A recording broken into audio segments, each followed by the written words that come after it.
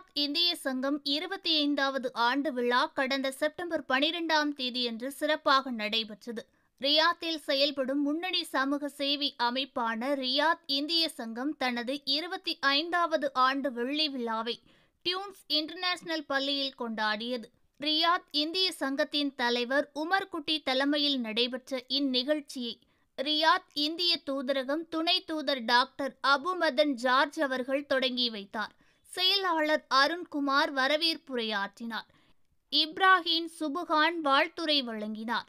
Riyadh இந்திய சங்கத்தின் முன்னாள் தலைவர் மாதவன் சுந்தரராஜ் தலைமையில் ரியாத் பள்ளிகள் இடையிலான மாணவர்களுக்கான வினாடி வினா இறுதிப் போட்டி நடைபெற்றது.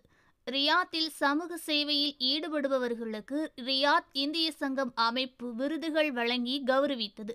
இந்த விருது ஷிகாப் கொட்டுக்காட், சந்தோஷ் பிரேம் வின்பிரண்ட், அகமது இம்தியாஸ், சைஜு பச்சா ஆகியோருக்கு வழங்கப்பட்டது. சில்வரியா என்ற டிஜிட்டல் மற்றும் கையேடு டியூன்ஸ் பள்ளி தாளாளர் திருமதி சங்கீதா அவர்களால் வெளியிடப்பட்டது.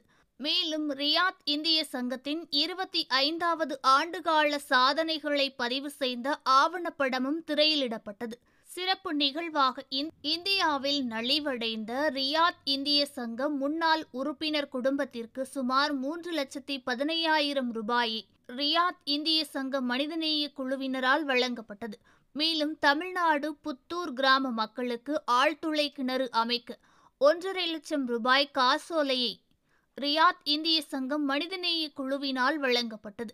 வருகின்ற அக்டோபர் மாதம் ரியாத் இந்திய சங்க அமைப்பு நடத்த இருக்கும் கால்பந்து போட்டிக்கான கோப்பை மற்றும் ஜெர்சி இந்நிகழ்வில் வெளியிடப்பட்டது. 20 ஆண்டுகள் நிறைவு செய்த ரியாத் இந்திய சங்க உறுப்பினர்களுக்கு கௌரவ விருது வழங்கி கௌரவிக்கப்பட்டது. பிரபல பின்னணி பாடகர் நிக்கில் மேத்தவ், சௌமியா ஜனனநாதனன் ரியாத் இந்திய சங்க உறுப்பினர்கள் ரியாத்தின் முக்கிய நடன பள்ளிகளுடன் இணைந்து பல்வேறு கலை நிகழ்ச்சிகளை நடத்தினார்.